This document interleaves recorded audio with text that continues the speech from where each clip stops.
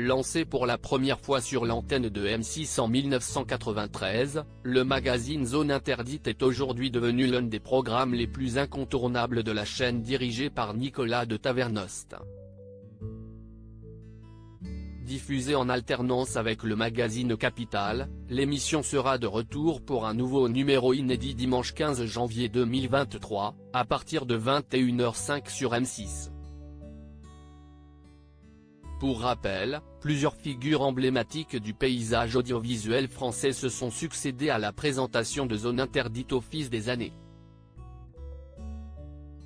Bernard de la Villardière, Anne-Sophie Lapix, Mélissa Theriot, ou bien encore Wendy Bouchard ont incarné ce magazine, qui est désormais présenté par Ophélie Meunier depuis 2016. Cette semaine, les équipes de Zone Interdite se sont intéressées aux personnes âgées. Si est un sujet auquel toutes les familles sont confrontées un jour et un défi pour notre société. Comment prendre soin des personnes âgées dépendantes? Aujourd'hui, 1,5 million d'hommes et de femmes sont considérés comme dépendants. Et d'ici 2040, avec le basculement de la génération baby-boom dans le grand âge, ce chiffre atteindra 2 millions. Chaque année, de nouveaux scandales éclatent et révèlent de terribles défaillances dans la prise en charge des personnes âgées. À chaque fois, des promesses sont faites: recrutement de personnel qualifié, amélioration de la qualité des repas, soins personnalisés. Mais scandale après scandale, la situation s'améliore-t-elle vraiment? Nous avons voulu savoir comment étaient traités les plus fragiles d'entre nous, a indiqué M6 dans un communiqué.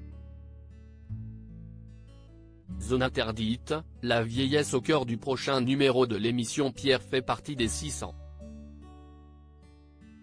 000 personnes qui finissent leur jour en EHPAD. Pendant plusieurs mois, nous avons partagé le quotidien de cet homme de 92 ans. L'établissement, qu'il paye plus de 500 € par mois, promet une prise en charge attentive et des soins chaque jour. Pourtant, depuis son arrivée, son quotidien ressemble à une descente aux enfers. Il a perdu 30 kilos, quasiment toutes ses capacités motrices et même ses dents. Comment en est-il arrivé là? Pour éviter ces situations terribles, de nombreux Français et leurs familles souhaitent rester le plus longtemps possible à domicile. Mais est-ce vraiment plus simple?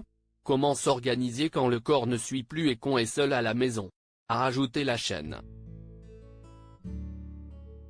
De multiples sociétés proposent aujourd'hui leurs services aux familles, et promettent une aide à domicile sur mesure et attentive. Si est le choix d'Alice et de sa famille. Pour qu'elle puisse continuer à vivre chez elle dans les meilleures conditions, ils ont fait appel à l'une de ces sociétés. Le contrat prévoit plusieurs heures de présence chaque jour pour les repas, la toilette et les activités. Mais Alice et sa famille ont vite déchanté. Le turnover est invraisemblable.